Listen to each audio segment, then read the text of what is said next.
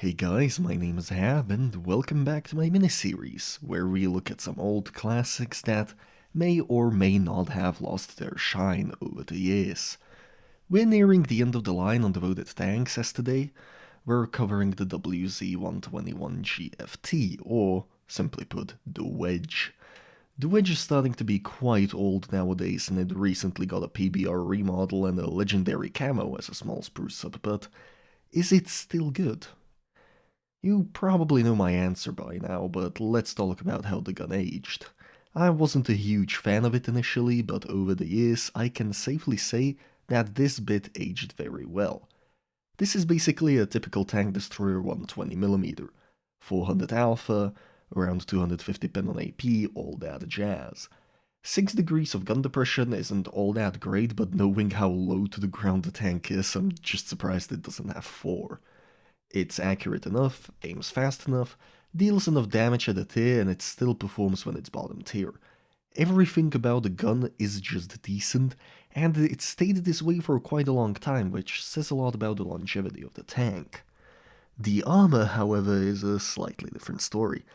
When this thing was released, it was revered as an extraordinarily strong tank destroyer. That was by those standards, and this is now, and it's safe to say we've gotten plenty more premium tanks that are far, far stronger.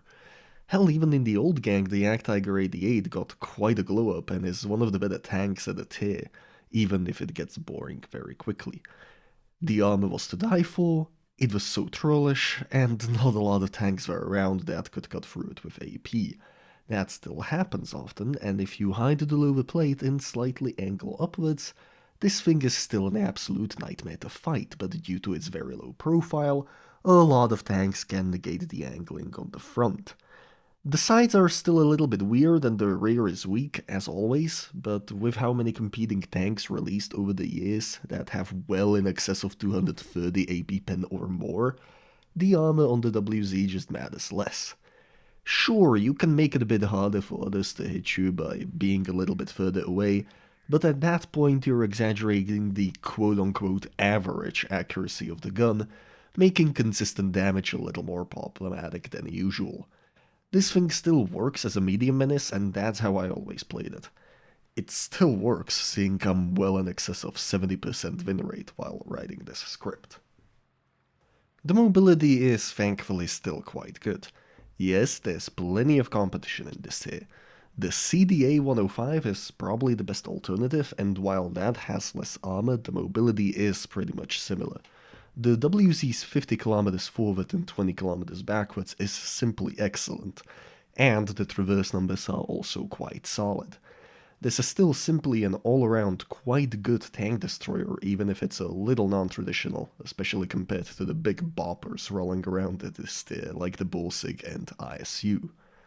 Before I started writing this script, I was really afraid that the WZ didn't age that great, but I'm glad to say that that hasn't changed one bit. The WZ is being superseded by stronger tanks, yes, but not outright killed off or power crept completely. If you wanna have a quick romp through the tiers, the WZ is still a great tank, and I think it's safe to say that yes, it's still quite good.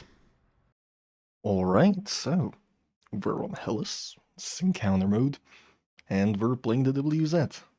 So, this was a little bit of a tighter game than you might be used to on the channel, mainly because I usually pick out the games that actually just, show the very, very nice spots in which the tank performs. This one is a little bit more different because I saw the team going kind of a little bit weird, so I decided to go a little bit funky and go with the heavy tanks. Which did not turn out to be a terrible idea, actually. That's probably the most surprising bit of the entire battle. Anyway, here's a disappointment. That's a smasher. And he immediately bops the Tiger too.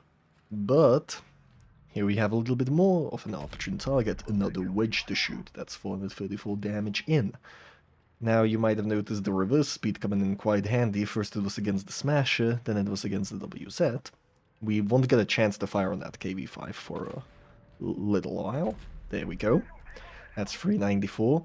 I'm not sure if we're gonna see the KV-5 for anytime soon. I think he comes up back near the end of the game. The FV201 somehow failed that APC up and against the side, and that's the FV201 basically covered, but here's the Indian. The Indian immediately gets punished for his insolence. Oh god, like the biggest mistake that he did in that part was just come out again, because the gun does have enough of a reload to actually repeat it. We got a little bit lucky against Smash there, but this is where the low armor profile comes in. It is so low to the ground, it's not that easy to hit, especially if you don't have particularly high gun depression.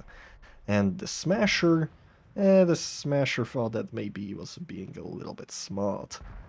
I did consider going down from the left route, but that would probably leave me a little bit without much of an escape route, so I decided to take this spot instead. The Smasher knows that I am here. That doesn't exactly matter right now, because he can't shoot at me. What's the bigger problem right now is the FV201, which was surprisingly nimble there. I messed up this one shot, it seems to have hit the mantlets directly, not much that you can do about it, but the FV201, by the time that he can poke me to death, is just gonna be dead. That's just a rule of life. 302 hit points, that's done for him. He's out of the battle. However, the battle itself is still awfully even.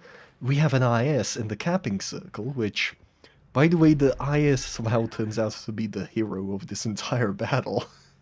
Which is probably the most surprising bit of the entire thing. I did consider firing on the WZ there, but the Smasher arguably was a little bit more dangerous. Because I'm running Adrenaline, I can afford to take him out in time.